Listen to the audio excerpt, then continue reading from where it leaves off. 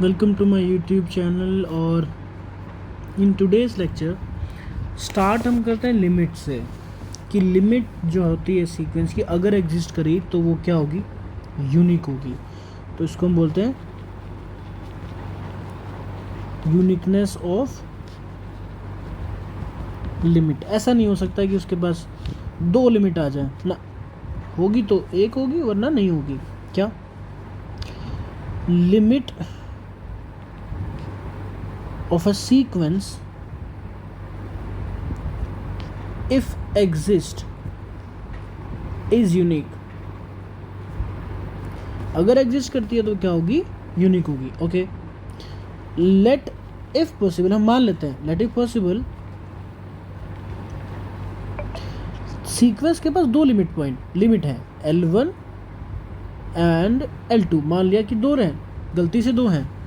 अब इसका मतलब तो ये होगा ना कि अगर मैं इन दोनों चीज़ों का मॉडुलस निकाल, देखो दो चीज़ों को अगर आपको कभी सेम प्रूव करना होता है ना, उसके मॉडुलस को ज़ीरो प्रूव कर दो, डिफरेंस के मॉडुलस को क्या प्रूव कर दो, ज़ीरो। मैं इसको ज़ीरो प्रूव करूँगा तो ओके, किया क्या जा सकता है, इसमें आप an को ऐड करो, an को सब्सट्रैक्ट करो, मजे लो। ट्राइंगल इनक्वालिटी यूज़ करो, an minus L1 plus an minus L2। और क्योंकि ये लिमिट हैं तो this quantities can be made less than epsilon by 2 plus epsilon by 2 for all n greater than equal to n naught. देखो इसके लिए अलग n नोड मिलेगा, इसके लिए अलग n नोड मिलेगा। मैंने जो लिया है ना n node, this is maximum of जो इसके लिए मिलेगा और जो इसके लिए मिलेगा। ठीक है, okay, this means that L1 minus L2 can be made less than epsilon.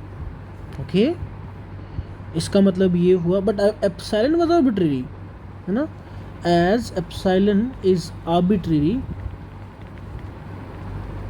That means L1 minus L2 is nothing but zero. That means L1 is equal to L2। We are done. ठीक है, यहाँ एक critical step है जो आपको समझना ज़रूरी है। चलिए, बढ़िया बात है। एक और नोट लिख लो, लिमिट एग्जिस्ट यूनिक होती है, लिमिट पॉइंट भी यूनिक होता है भाई। लिमिट पॉइंट या फिर limit of a convergent sequence is the only limit point, is the only limit point of the sequence.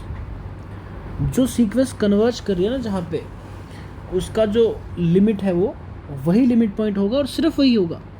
ठीक है, इसका भी आप सिमिलरली आसानी से प्रूफ कर सकते हो। ठीक है, इसका मतलब ये हुआ ऐसी सीक्वेंस जिसके पास दो लिमिट पॉइंट है वो कन्वर्ज नहीं करेगी, है ना। इसका कॉन्सिक्वेंस क्या हुआ, कॉन्सिक्वेंस ये हुआ, sequence with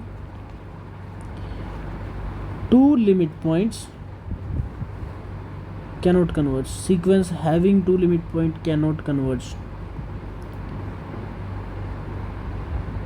example an equal to minus 1 power n, दो लिमिट पॉइंट cannot converge। ठीक है, and there are so many examples। चलिए, अभी हर कन्वर्जेंट सीक्वेंस बाउंडेड भी होती है, हमें ये भी प्रूव करना रहता है।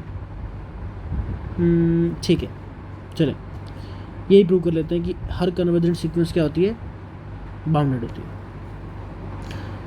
Now every convergent sequence is bounded.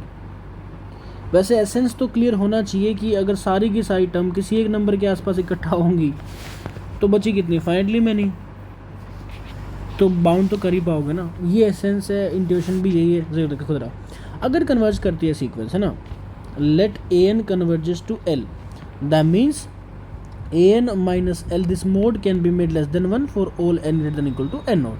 ठीक है, दैट मीन्स 1 माइनस L, है ना, less than equal to an, sorry less than less than an less than 1 plus L for all n greater than equal to n naught. बात समझ में आई। अच्छा आप क्या करो, आप ये देखो के या फिर small m equals to minimum of 1 minus L और A1 A2 और AN नोड जो बची हुई टर्म्स थी ना, और जो ये था, इन सब का मिनिमम ले लिया। ऑब्वियसली AN इससे छोटा या बराबर तो रहेगा ही, और अगर मैक्सिमम ले लूँ 1 प्लस एल और बाकी टर्म्स का, जो बची हुई टर्म्स जो दिक्कत कर रही हैं बस, इससे छोटा रहेगा, उसको हम कैपिटल M मान लेते हैं। दिस सिंप्लाइज स्मॉल m और कैपिटल M के बीच ही रहेगी for all n belongs to naturals. इसका मतलब क्या हो गया, बाउंडेड। यहाँ पे ये क्रिटिकल स्टेप है, ठीक है। नहीं समझ आया, मैं समझाता हूँ। देखो डायग्राम बनाओ, मान लिया ये L है, ये L माइनस 1, ये L माइनस 2, ठीक है। ये लिखा था ना मैंने, ओके L माइनस 1 करना था, L तो प्लस होगा ना, तो L माइनस 1 होगा, L माइनस 1, यहाँ पे भी L माइनस 1, ठीक है। हाँ यहाँ देखते हैं, ये L माइनस 1 और ये L प्लस 1। तुम्हें मालूम है कि भाई सीक्वेंस की सारी टर्म्स, लगभग सारी टर्म्स यहाँ होंगी, ठीक है। कुछ होंगी बिखरी हुई टर्म्स, एक आध टर्म, देखो मान लिया ये A1 है, ये A2 है, ये A3 है, ये कहीं पे AN नोड है। तो भाई तुम क्या ट्राई करोगे, भाई एक काम करो सर, एक काम करना, इन सब का, ये जो AN नोड A3 नीली वाली टर्म्स हैं, इन सब का मिनिमम ले लो, या फिर इसके साथ, है ना। ऐसा होगा कि सारी टर्म्स या तो इससे AN नोड से बड़ी होंगी या फिर L माइनस 1 से बड़ी होंगी। तो लोअर बाउंड क्या मिलेगी, ये वाली। अपर बाउंड क्या मिलेगी, ऐसा हो सकता है ना कि देखो ए इस तरफ कोई टर्म होती ना, सारी की सारी टर्म किस तरफ होती, यहाँ होती, सारी की सारी A1 वगैरह, A1 A2 सब कुछ।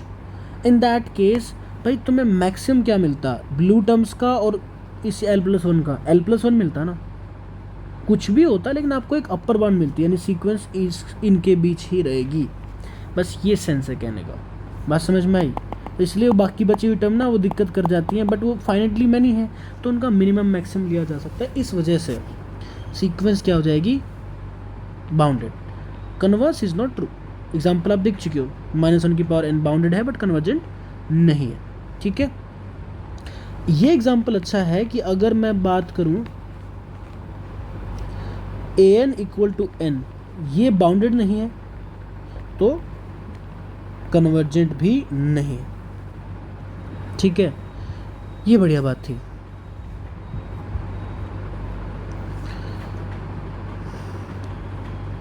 एक आध रिजल्ट्स और बचते हैं, कुछ कुछ चीज़ें बचती हैं, वो हम डिस्कस करेंगे, तो नेक्स्ट लेक्चर में बात करते हैं। और वेट करना कि जब तक मैं टूल्स करवाऊँ सीक्वेंस के लिए, है अभी लंबा चलेगा, सीक्वेंस काफ़ी बड़ा टॉपिक है, ठीक है। Will see you in the next lecture.